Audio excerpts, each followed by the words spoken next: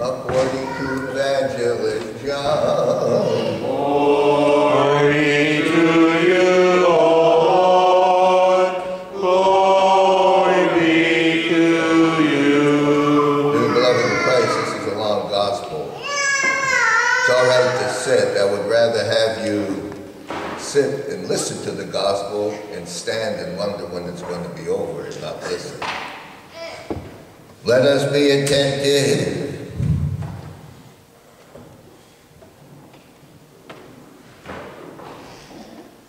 At that time, as Jesus walked along, he saw a man who had been blind from birth.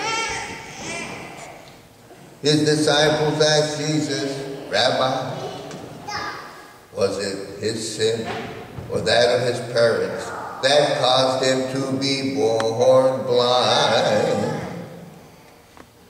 Neither, answered Jesus, it was no sin either of this man or of his parents. Rather, it was to let God's work show forth in him. He must do the deeds of him who sent me while it is day. The night comes on when no one can work. While I am in the world, I am the light of the world. With that, Jesus spat on the ground, made mud with his saliva, and smeared the man's eyes with the mud. Then he told him, go wash in the pool of Siloam. This name means one who has been sent. So the man went off and washed and came back, able to see. His neighbors and people who had been accustomed to him begging began to ask, isn't this the fellow who used to sit and beg? Some were claiming it was he, others maintained it was not, but someone who looked like him. The man himself said, I am the one. They said to him then, how were your eyes open? He answered, that man they called Jesus made mud and smeared it on my eyes, telling me to go to Siloam and wash. When I did go and wash, I was able to see. Where is he? They asked. He replied, I have no idea. Next they took the man who had been born blind to the Pharisees. Note that it was on the Sabbath that Jesus had made the mud paste and opened his eyes.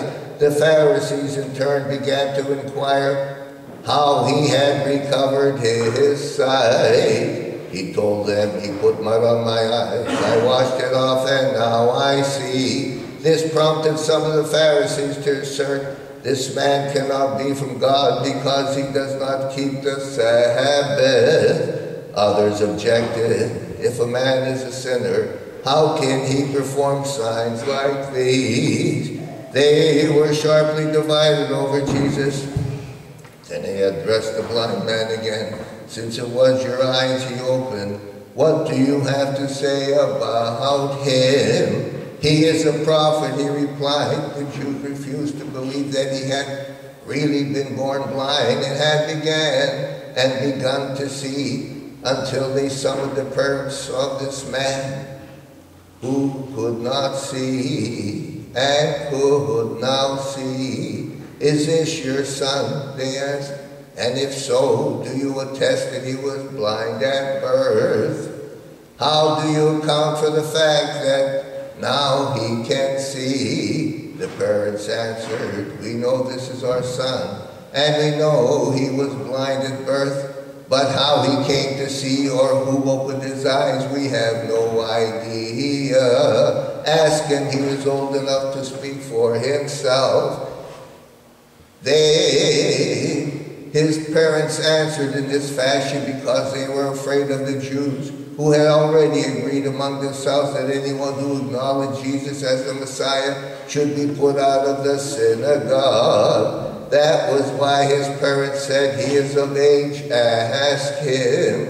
A second time they summoned the man who had been born blind and said to him, give glory to God. First of all, we know this man is a sinner. I do not know whether he is a sinner or not. He answered, I know this much.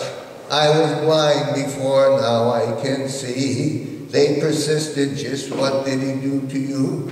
How did he open your eyes? I have told you once, but you would not listen to me, he answered them. Why do you want to hear it all over again? Do not tell me you want to become his disciples too, they retorted scornfully. You are the one who is that man's disciple.